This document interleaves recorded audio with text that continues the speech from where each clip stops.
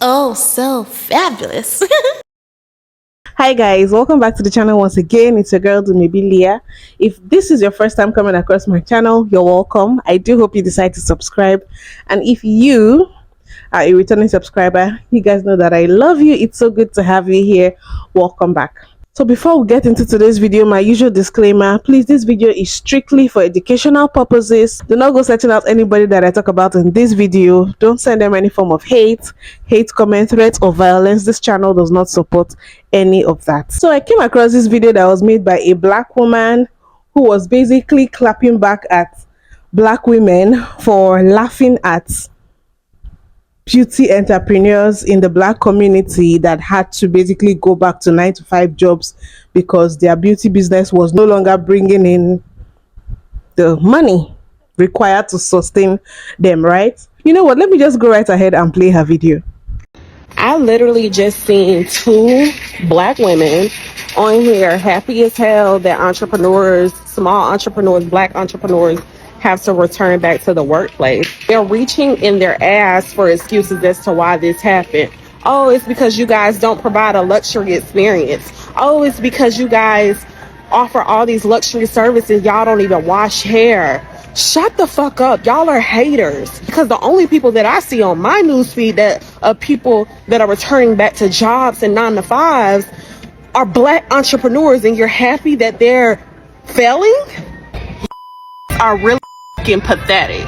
And the only reason that these entrepreneurs are going back to the workplace is because the economy is in trash, and the less money you make means the less money entrepreneurs make. That's the only reason. Okay, so you all those other reasons, you can write them down on a piece of paper, fold it up tightly, and put it up your ass. Have a good day. Okay, so she's obviously very angry and I think from what she said, this is personal to her. She probably is one of those hairstylists or beauty entrepreneurs that are having to like go back to a regular 9-to-5 because they were not making enough money. And it's interesting the approach she's taking, because she's now telling people that whatever reasons you guys were giving for the reasons why our businesses weren't doing well, that's making us have to go back to those jobs, are trash. Those reasons are not the real reasons. The reason is because the economy is bad. Like basically not facing reality or refusing to take accountability and feedback from customers, because customers have been giving feedback like, okay, you all do this, you all do that, and she's like, it's not about what we do, it's because the economy is bad, stop talking about us. And then she's cussing, like she really is triggered. So of course you guys know that people replied, and there was something that she did not say but she wrote it down, you know, where she was talking about how people are not patronizing the black entrepreneurs, but they are patronizing the Dominicans and the Africans and the Asians. She didn't say that part because she knew that it was going to be more drama, but just believe me, it didn't go unnoticed. Okay, so let's just go right ahead and hear what people had to say in response to her. That they're failing. I've been waiting to talk about this one. Now, if you want to go back and watch her rant about why she's mad that people are having and rejoicing the fact that black beauty providers are going back to 9-to-5s, please go back and watch it because it's quite funny. But I'm going to make my whole video about what black beauty providers need to do in order to get the clientele back up, because y'all are out of control out here. But I wanted to hone in on that part, that little snippet I got where she has that black box. She didn't say it out loud, but she put it in there so she wanted to say it out loud. Xenophobia is one of the major reasons why black stylists, black beauty industry professionals feel the need to price gouge. Because there is absolutely positively no reason that you had to say, oh, well, y'all have no problem going to Dominicans, the Africans, the Asians, but they don't provide luxury experience, so you go. And I'm like, and they're not charging luxury experience prices, girl. They're not putting us through hoops to schedule. I'm telling you right now, baby doll, if I got up from my desk, I'm working from home today, if I got up from my desk, went to the Dominican hair salon up the street and said, hey, I need a wash, roller set, wrap, blowout. I'm in there, sitting down, waiting maybe 15 minutes max for someone to have an open chair to take me back to where they're going to wash, condition, Deep condition, if you pay a little extra, they'll give you a standard wash and condition. But wash condition, blow me out, and I promise you I'm not going to pay more than $8. Only because my hair is only to here. Not paying more than $8. If I go to an African braiding salon right now, it is a Friday. If I go right now, even I went to the beauty supply store and bought my 6 packs of hair, walked to a braiding salon, they're like, okay, give us 1 minute. If there's no one else there, I'm going to have 3 people in my head, and my braids are going to be done in an hour, in 2 hours. 3 max. And I'm not going to pay more than $200. Maybe. If I get normal, bra strap, mid-back bra strap length braids. You're not. The only way I can say it's a little iffy with nail tech or Asian nail techs is because the one I went to before, you had to call in, but that was A, due to the pandemic, and B, that they are a little bit more luxury, air quote, but I've never paid more, but also I get short sets, I'm not getting like extendo nails. I've never paid more than $70, $80 for a set. Y'all don't know. You're trying to compare people who have, I'm not going to say McDonald's, Five Guys prices and gives a Five Guys experience. You charging Ruth Chris and barely giving us McDonald's. So I need you to run it back. Run it back. You're mad. You're trying to compare your situation and the xenophobe rhetoric. Oh, the Dominicans stuck perm in my stuff. Oh, the nail people gave me a nail embed infection. The Africans took my edges. Those xenophobic rhetoric is what put the battery in y'all back to be like, oh, well, I can do this too, and I'm a Black American. Okay. If you wanted to create a space where you wanted to break into the same industry that is usually tailored or pushed forward by people who are not Black Americans, and you know that you're not the part of that market, what value are you adding? Because y'all are not adding any value to the services that we can go and get anywhere else. That's the problem. And the point of it is y'all aren't even charging the same prices. Outside of that, you said all of that. Like, what do they all have in common? Dominicans, the Dominican salons, African braiding salons, Asian nail tech salons. What do they all have in common? They're all working in a salon collective. These are not people with salon suites. They don't have a salon suite where they got to overcharge us, so you got to make a salon rent today. That's not what we're doing. We can go to anybody there. We don't have to go to one set person. We have options. There's a community setting. They have one set of products. Y'all are overcharging people because you got to pay off your salon suite because you don't want to work in a salon, which I can get to because I did say that I was going to say the salon community has gotten a little iffy recently. But let's be real. Let's be very, very, very real. The reason people can go to them or go to these other places is because we're getting a quality of work, what we're paying for, at the level of what we're paying for. Y'all are overcharging and not even meeting that quality of work, and that's a problem. There is no value added to a lot of y'all services, and you're getting mad that y'all gotta go back to 9 to 5 because people are now checking the fact that there's no quality in the service of what y'all do. If push came to shove, we want to be real tea about it. If those Weave Expresses or Salon Weave Express places came back where you brought in your 2 packs of hair and a girl would sit you down, braid you, or the a la carte place where they braid you and did your 2 tracks of hair and blended your leave out and left you out on like a $50 weave deal, y'all wouldn't have clients. Y'all would not have clients. Because the only reason they phased them out here is because more people, it was getting sacked because so many people were going. They could have expanded very quickly. Especially here I live in Baltimore, Maryland. Here in Maryland, I know they still have them in Atlanta and stuff. Baby girl, it's not those people's fault that your quality ain't up to par.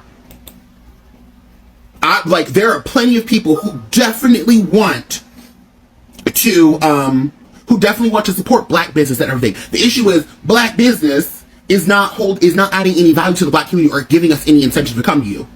Yes, we want to support our people, but girl, if the quality isn't there, the quality isn't there. That's no one else's fault but y'all's. Get y'all stuff together and stop complaining to us because y'all aren't meeting the requirements that you set for these expensive ass prices y'all got. Run it back, baby doll. See, everything that this guy said, he's basically talking about his experience going to the African braiding salons and the Dominicans and comparing it to the service he gets from the African American stylist, right? And the thing is, whether we like it or not, self-care is a kind of luxury. When I realized self-care, getting my hair done, my nails done, my eyelashes done, pedicure, manicure, when I realized all of that was self-care, and that it was a luxury, not a necessity, was during the pandemic. Because then, me being a makeup artist, nobody called me. Even right after the pandemic, where people were still trying to get off their feet, nobody called me. That was when I realized, oh, this is a luxury that people can easily do without. So now, bearing in mind that the service you're offering is a luxury, you have to make it worth it, because it is easy for people to be like, it's getting too expensive. I need to learn how to do my hair myself, or I need to learn how to do my nails myself. Or instead of doing nails, I could just go get stick-ons and just be doing my thing. Or I could get the nail kit and just be doing my thing, or a friend will help me do it. You see what I'm saying? So you always have to give quality for whatever it is you're charging. And he said that these African and Dominican stylists are cheaper. They have like a salon kind of setting where everybody is basically working in one space together. Like, a lot of things that he said is making more sense as to why they would charge lesser, and that is easier for them to be fast with their work because there's a group of them. So he's basically pointing out the reasons why they go to the African and Dominican stylists in the first place. And this is probably what they've been saying, that sister was replying to, saying all of those reasons, it's a lie, it's because the economy is bad, y'all are no longer coming to us. But she kind of contradicted herself, because she said in that same statement, she wrote it saying that people are still going to this African salon. So if the economy is that bad and that is the reason people cannot come to you guys, shouldn't it be affecting the African and Dominicans and the Asians as well? So she's contradicting herself. Let's play other stitches. Are really all right, I feel like I have to say something about this because I grew up in a Dominican salon. My mom owned multiple Dominican salons, and one thing that they do not claim is to provide a luxury experience whatsoever. You can walk in there as long as it's before 6 p.m. and get your wash, your set, your hair straightened, do all that for $45. And then guess what? You'll get some coffee. You'll get a whole plate of food. Okay, let me tell you. In my mom's salon, they be chefing it up. They got a grill in the backyard and all that. Okay, it's lit in there. But anyway, back to this. They never claimed to provide a luxury experience. And I'm not gonna have to go to the salon with my hair washed. They're gonna wash my hair. And then one thing is that about my mom in particular, she's going to scrub it up. You're gonna walk away from that salon with no dandruff whatsoever. And if I'm gonna go get a full set, guess what?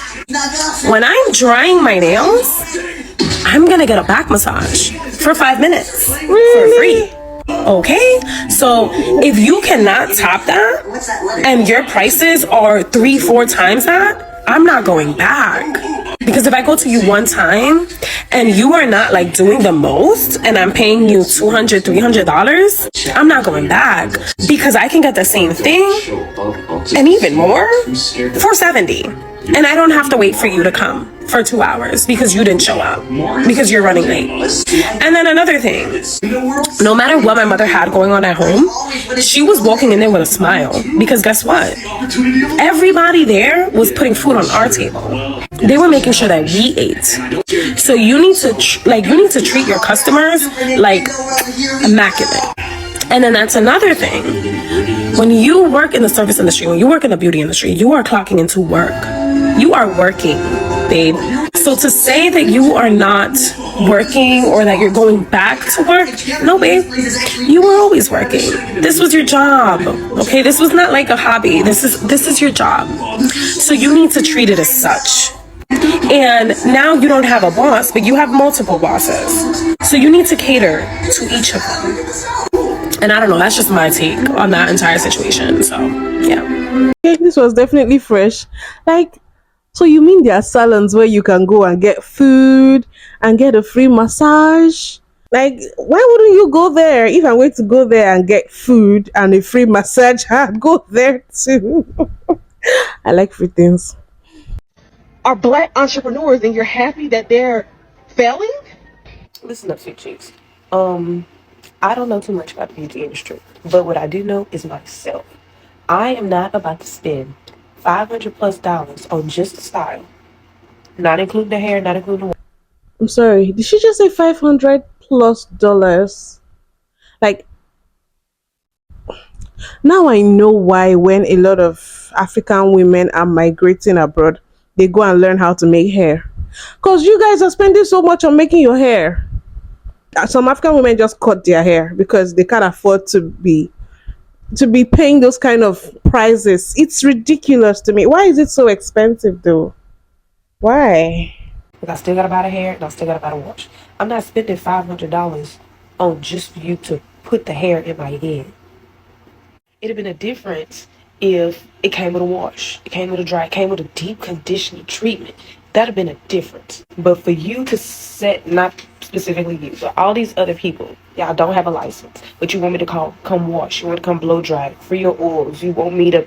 I think that's another thing that I heard that I was flabbergasted about. Like when you have a hair appointment, you have to come with your hair already washed and blow dried and all of that. Like who is doing? What's not the point of going to the salon if I have to do half of the work myself? I might as well just shave my head and go bald or learn how to make my hair myself. It doesn't make sense to me. Nobody does that over here. Nah, I don't understand. And I've been seeing several videos of people complaining about this. It really doesn't make any sense. To pay a $50 deposit, you want me to not bring any extra gas, you want me to wear appropriate clothing. Some of y'all want me to come with my makeup done so y'all can put me on your Instagram page. No. Does that really happen? Like they ask you to come with your makeup done to get your hair done. I can't believe I heard that. I don't want to believe that. Does that really happen? No, I'm not paying $500 for that. For me, for it to be more on the hassle for me than it is on you. I drive an hour and a half just to get my lashes done. Why? Because her service is the best that I've ever experienced, quite frankly. She's a good conversation. She don't be rude as hell. Her music be fire as hell. On top of the fact that she makes sure I'm comfortable. She has a blanket on the side in case I get cold. She give me snacks at the end of the day. Like, y'all, that is what services is. And on top of the fact, we had a conversation. She was talking about she was in cosmetology school. She's working to get her license. You know, that's the thing. It's funny, the little things that matter to your clients. It's not just about you being good at what you do. It's when you go the extra mile. Look, at she was talking about getting snacks and her getting a blanket from the lady that does her lashes in case she gets cold. That extra mile, like what extra are you bringing to the table that sets you apart from your competitors? So, which is what I'm thinking. Instead of the lady that made the original video to be ranting about, oh, yet you guys are still patronizing the Dominicans and the Africans and the Asians, why don't you try to study what they do that makes their business sustainable? Like, that's the whole point of business. You have to study your competition and know how you can up them, know how you can either copy from them or even be better than them. That's what it's supposed to be. That they're failing? I hate when people do this so badly. Like just skipping over what it is to make it what they want it to be.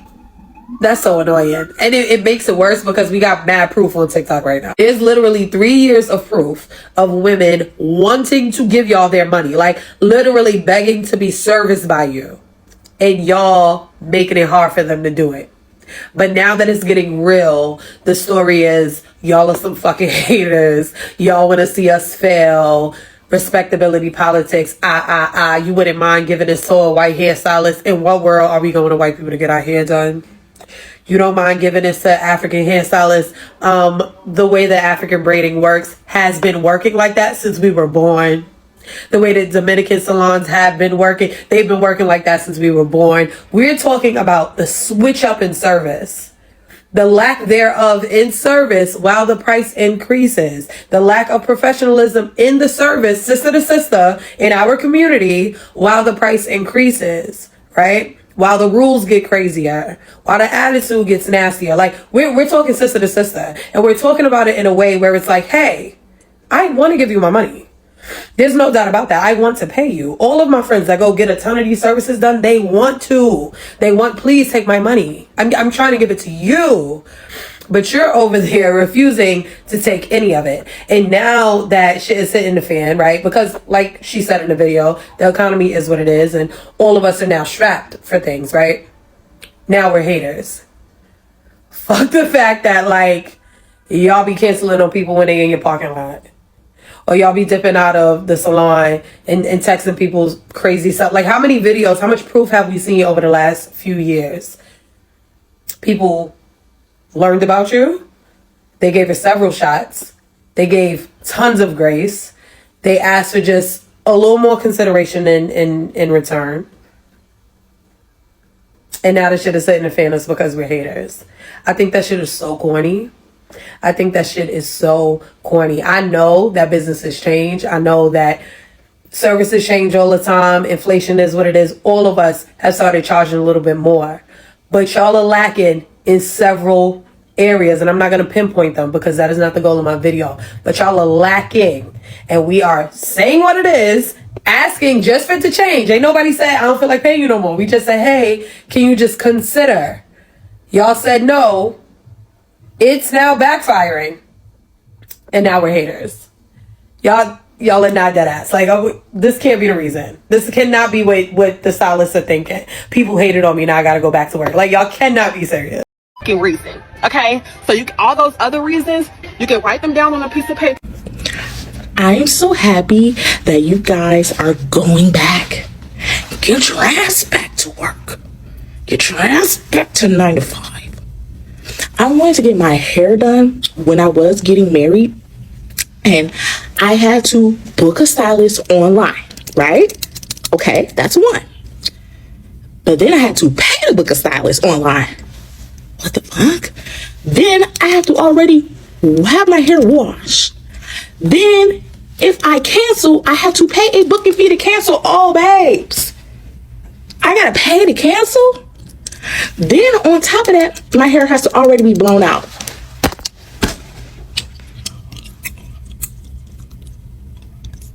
My hair has to already be blown out. And then after that, it was just hell trying to even get a stylist. That's why I'm natural now. I'm natural now because it was just hell even trying to get a stylist.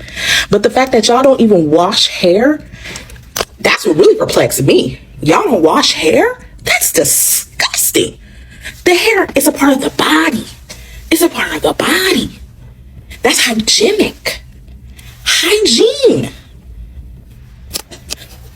Hair is actually a hygienic service. What do you mean you don't wash hair? What do you mean you don't trim? What do you mean you don't know about the scalp and the growth and things of that nature? Huh? Insane. Insane. And then it's always, oh, I don't work for anybody. Yes, you do. Come closer, babes. Come closer, you do. Come closer. Guess who you work for? Guess you're not gonna believe who you get work for. You're not. Guess who you work for? You work for the clients and the customers. That's who you work for. That's who you work for. I hate to break it to you. But that's who you work for. So yes, I'm happy that you're going back to the 9 to 5. Get your ass back there and learn some customer service. Learn to be a little nicer to your clients and customers. Learn to actually care. Learn to get certifications and learn to, and just learn about, hair, all hair of different textures. Because it's been hell the last couple of years. See you at McDonald's, babe.